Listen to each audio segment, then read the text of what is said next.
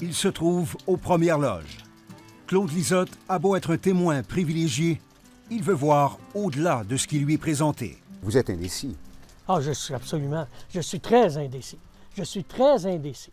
Moi, c'est parce qu'on suppose des choses. Là, on part avec juste une idée, on dit les belugas vont disparaître. Prouve-moi-le. Dans sa cour arrière, Gros-Kakuna.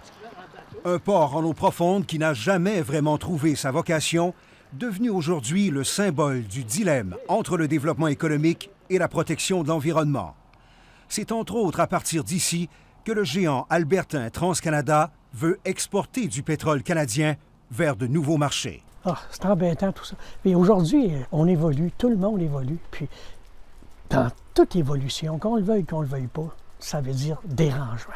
C'est un projet de 12 milliards de dollars, le plus important du genre en développement en Amérique du Nord. L'enjeu est économique, mais aussi éminemment politique, et les préoccupations environnementales attisent les débats. Les prochaines étapes soulèvent déjà bien des questions. Tous les moyens sont déployés pour convaincre les citoyens. Le promoteur TransCanada les informe à sa manière. Le pipeline Énergie Est traverserait 6 provinces et rien qu'au Québec, environ 170 municipalités. 4600 km d'oléoducs, transporter du pétrole de l'ouest du pays vers l'est du pays pour 2 buts. En fait, le premier étant de donner aux raffineurs l'opportunité d'avoir accès à un pétrole qui est moins cher, qui provient d'une région qui est plus stable politiquement aussi. Et le deuxième but, c'est de l'exporter. Énergie Est, c'est 1,1 million de barils par jour. Si on compare, par exemple, aux 800 000 barils par jour du projet Keystone XL. Donc, oui, c'est un gros projet. C'est le pétrole qui crée la richesse au Canada en ce moment. Le problème, c'est que d'ici 15 ans, les États-Unis n'auront plus du tout besoin de pétrole canadien. Il faudra donc l'exporter ailleurs. Si on n'est plus capable d'exporter ce pétrole-là, c'est une question à 50 à 80 milliards qu'il faut se poser comme Canadien. Et comme dans tout projet pétrolier, bien des visions s'affrontent. Donc les risques d'accident se multiplient. Les opposants professionnels pensent tout d'un coup qu'ils ont le monopole du bien-être des belugas quand on a chez nous un département plein d'ingénieurs en environnement. C'est pas juste un élément qu'il faut regarder.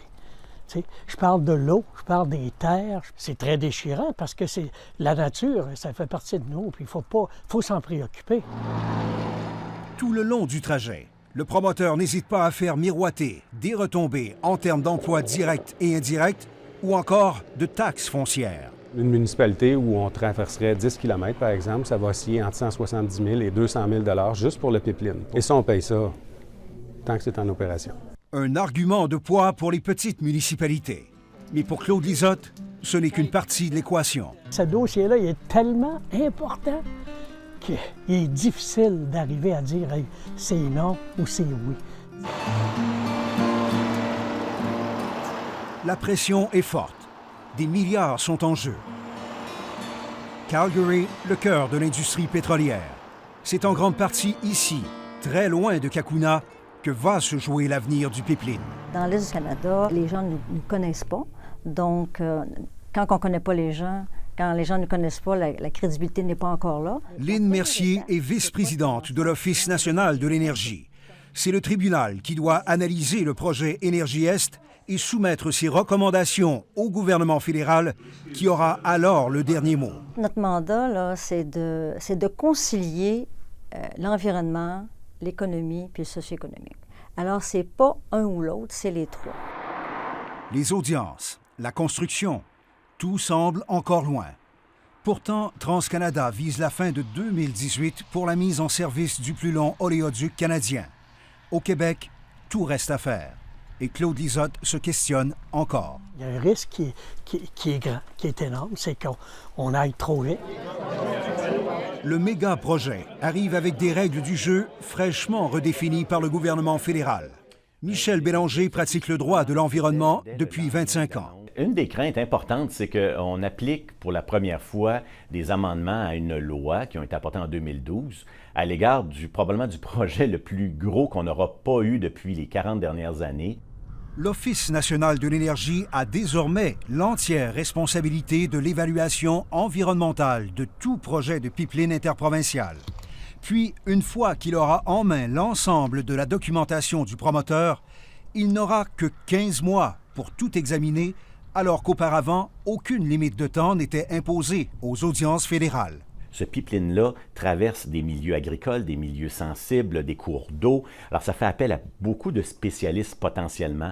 Alors, je ne vois pas comment l'Office national de l'énergie peut prendre en considération tous les aspects techniques en si peu de temps. L'objectif de la réforme du gouvernement conservateur, simplifier et accélérer le mécanisme. Les investisseurs, dans le domaine de l'énergie, trouvaient que les processus étaient rendus trop lourds au niveau fédéral.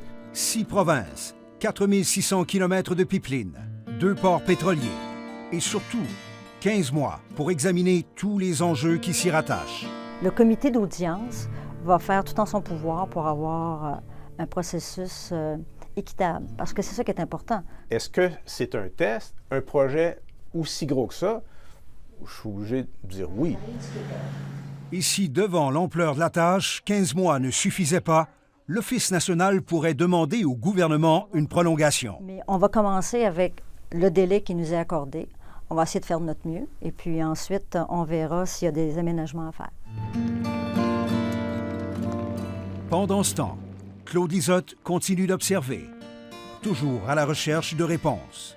Je vois une volonté politique extrêmement forte que ce projet-là se réalise. Puis j'essayais d'évoluer là-dedans pour essayer, très honnêtement, d'arriver à une solution. Dans ma tête, là, c'est oui ou bien c'est non. Je suis pas rendu là.